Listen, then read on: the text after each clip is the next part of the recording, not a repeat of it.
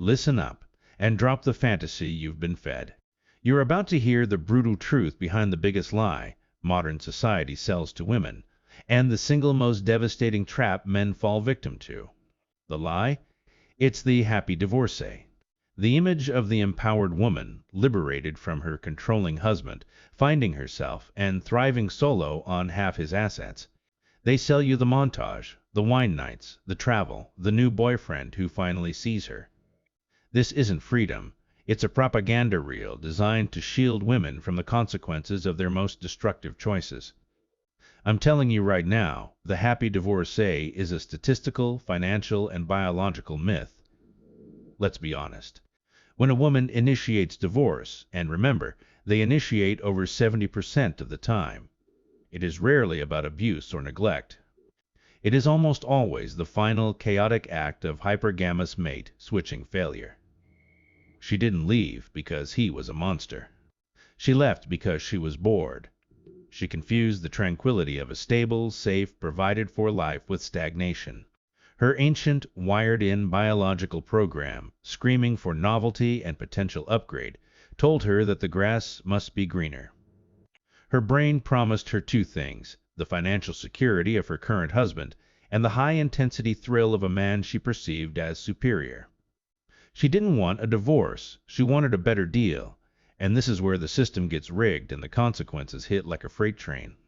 The media calls it self-care when she dismantles the very foundation of her children's stability. They call it empowerment when she discards the man who spent 15 years building the safe harbor she lived in. But look closely at the aftermath, the years 2 and 3 after the settlement money dries up. She is not empowered. She is financially depleted and emotionally desperate. The high-value men she pursued post-divorce, the alpha seeds, wanted nothing to do with her baggage, her reduced looks, or her single mother status. They wanted the fun without the commitment. The stability she threw away was her single greatest asset. She traded a secure, predictable future for half a mansion and full financial responsibility. She realizes the cold, hard reality. Her true value was tied to the man she dismissed. Her alleged freedom is the freedom to struggle, the freedom to face a drastically lower socio-economic future, and the freedom to feel a crushing regret that society has explicitly told her she is not allowed to feel.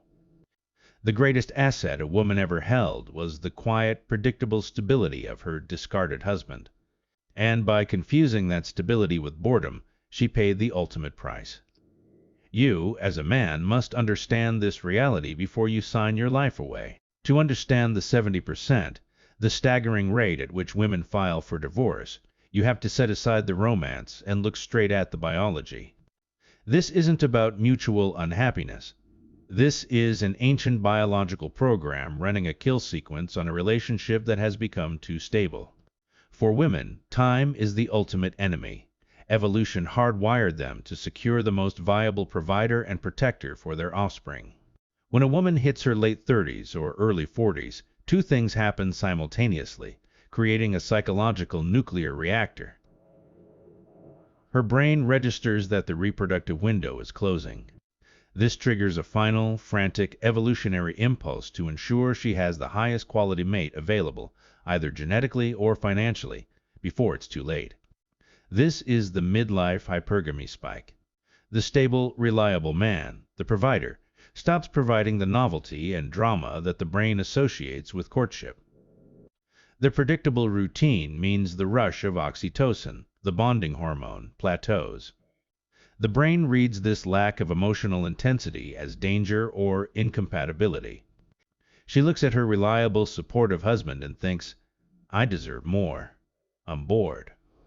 The woman confuses biological restlessness with genuine relational failure. She doesn't hate her husband, she hates the absence of novelty. Her brain, designed for the high-stakes, high-reward environment of securing a mate, interprets comfort as a threat. The man who is present, pays the bills, and is kind, is seen not as a partner, but as an obstacle to the excitement her biology is demanding. This is why the complaints are often vague and impossible to fix. "We don't connect," "I don't feel seen," or "I need passion." These aren't relational problems, they are chemical demands. And here's the kicker. In her pursuit of this high, she is perfectly willing to destroy the very things she needs for long-term survival. She throws away financial stability, social status, and a reliable co-parent. The things that took 2 decades to build, all for the brief fling or the illusion of emotional freedom that her wired brain falsely promises. She is not acting rationally. She is acting on a primordial impulse that sees the stable man as a downgrade, leading to the self-sabotage that defines the myth of the happy divorcee. She will trade decades of security for 18 months of emotional validation. Let's move past the psychology and look at the receipts. The real-world proof that the happy divorcee is a financial train wreck waiting to happen. Meet Sarah.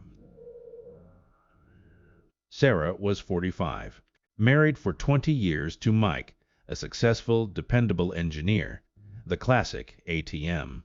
They lived in a beautiful suburban home, 2 kids in college, 2 reliable incomes, though Mike's was the anchor. Sarah decided she was unfulfilled. She met a life coach, a divorced, charming man who talked about emotional intelligence and passion. Mike was too stable, too predictable. He was standing in the way of her self-discovery. She filed, and the system, designed to reward her discontent, delivered. She got the house for 2 years, max alimony, and child support that bled Mike dry. Society applauded her courage. Her friends rallied around her bravery. For 24 months, Sarah felt empowered. She was free. She renovated, traveled, and dated the life coach, believing she was finally living her truth. But here is where the financial gravity hits.